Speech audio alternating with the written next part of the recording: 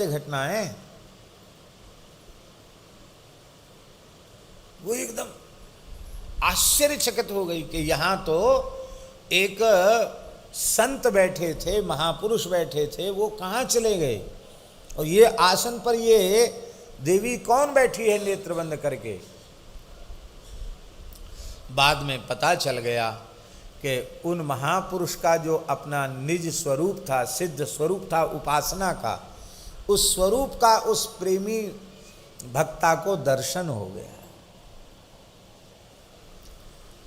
कहने का आशय ये है कि हैं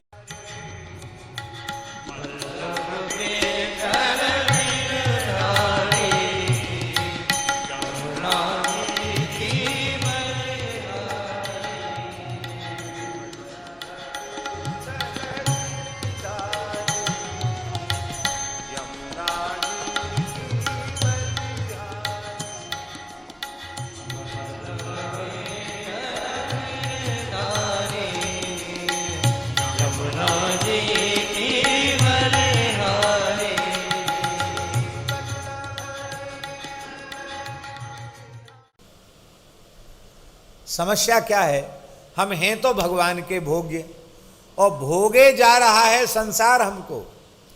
स्त्री हमें भोग रही है, पुत्र हमें भोग रहे हैं, परिवार के लोग हमें भोग रहे हैं, कौन कौन नहीं हमारा भोग कर रहे हैं। हम जिसके लायक जो हैं सब अपने अपने उपभोग में लगे हुए हैं। और एक और विचित्र बात है, वो विचित्र बात ये है कि जो भोग्य पदार्थ होता है वो स्वयं भोक्ता नहीं होता है, वो भोग्य ही होता है। पर कितने दुर्भाग्य की बात है, हैं तो हम भगवान के भोग्य और बने भये हैं भोक्ता। और ये जो भोक्ता बनना है यही संस्कृति के चक्र में डालने वाला है। हम भोक्ता हैं।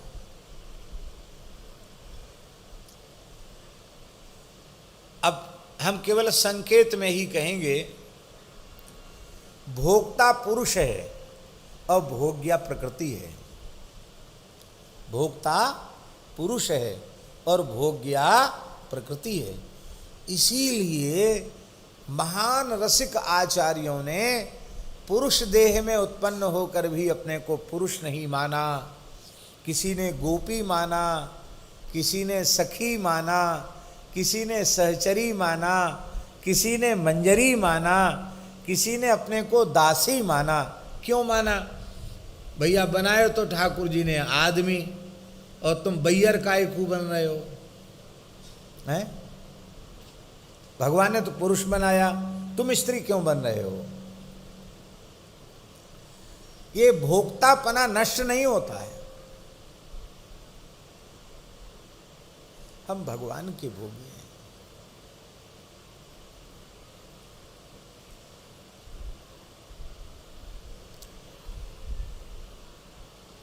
करो तो बड़ी ऊंची ऊंची बातें, नित्य विहार की, निकुंज की, मधुर रस की, और फिर स्त्री पुत्र आदि का भोग करो, विषयों का भोग करो।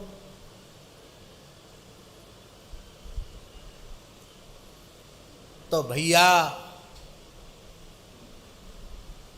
दोनों काम एक साथ नहीं हो सकते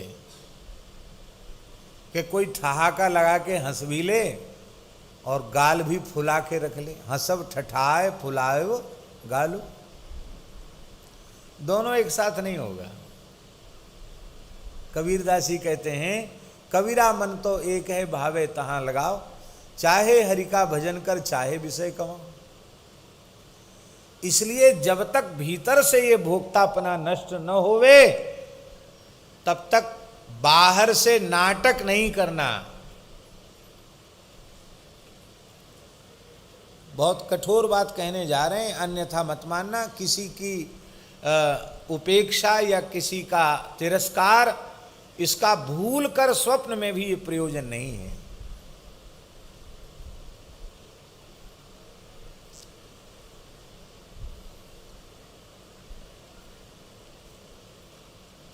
हम अनधिकार चेष्टा कर रहे हैं। अनधिकार चेष्टा कर रहे हैं। पहले आप अपने भोक्तापने को तो नष्ट करो। भोक्तापना नष्ट हुआ नहीं, सीधे ही निकुंज में चले गए, सखी सहचरी बन गए। जो अधिकारी महापुरुष हैं उनकी तो कोई बात नहीं, लेकिन हम सामान्य जो जीव हैं वे तो अपने पुरुषार्थ से करोड़ों कल्प में भी वहां तक नहीं पहुंच सकते। आचार्यों की कृपा, महान रसिक आचार्यों की कृपा और उनके द्वारा निर्दिष्ट पथ पर चलते हुए श्री नाम का अनन्य और दृढ़निष्ठा पूर्वक निरंतर आश्रय ये दीर्घ काल तक करता रहेगा, भगवत भागवत अपराध से बचता हुआ, तो ठाकुर जी जिस लायक समझेंगे वो भाव अपने आप भेज देंगे।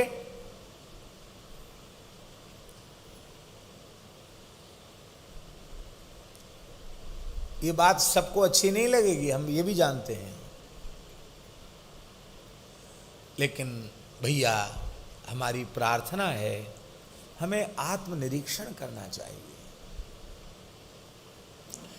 संतों के विराजमान अवस्था में उनका नाम खुलकर लेने का निषेध है, इसलिए हम निवेदन नाम का खुलकर स्मरण नहीं कर रहे हैं।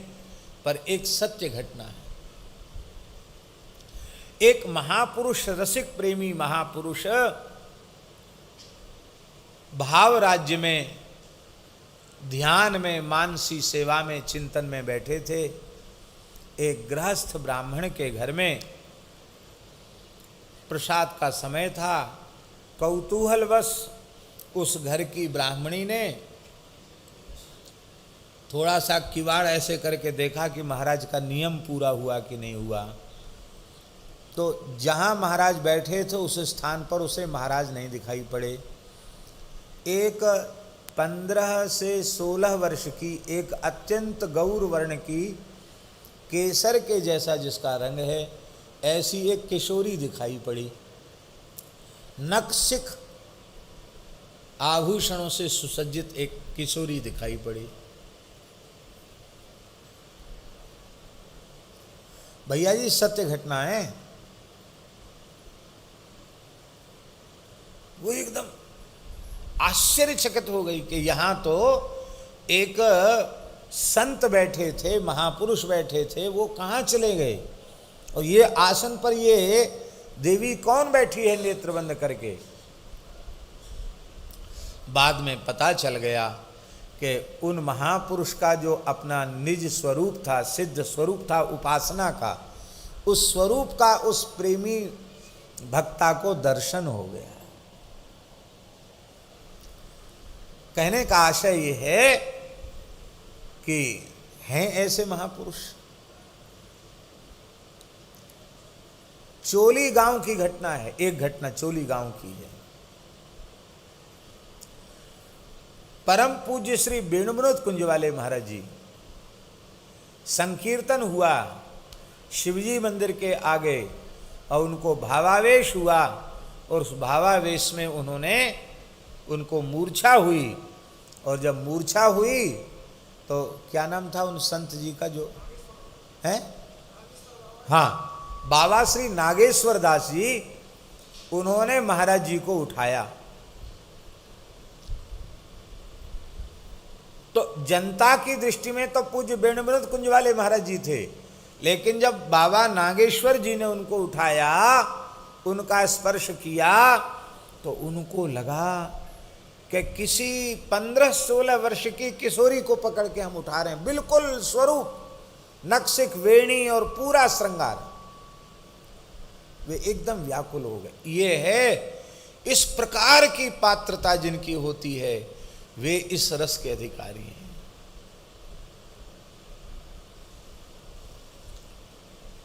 भैया भगवान ने करुणा करके जिन्हें स्त्री शरीर दिया है, उन्हें तो बहुत अधिक प्रसन्न होना चाहिए।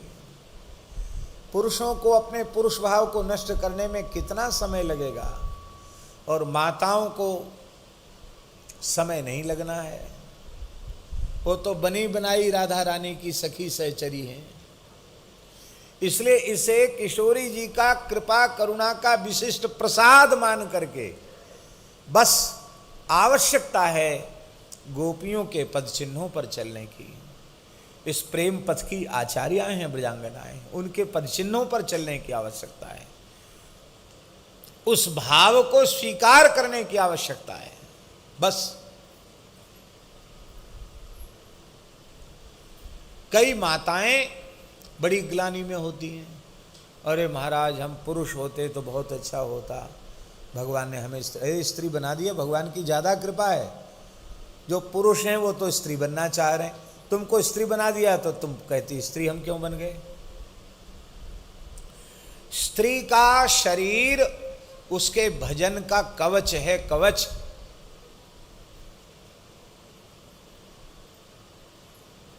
जैसे कवच में रहकर वीर सुरक्षित होता है, ऐसी नारी देह कवच है।